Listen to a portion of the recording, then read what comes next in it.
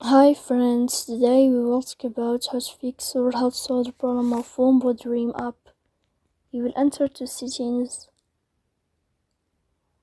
In this page you will go to apps, default apps, app settings. When above you will search about Wombo Dream app and you will click.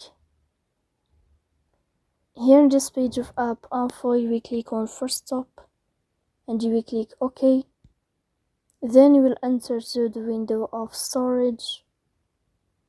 Here you will click on clear cache, but pay attention, don't click clear data because that can delete your account. In the end you can turn off your phone and you can wait a moment to restart your phone again.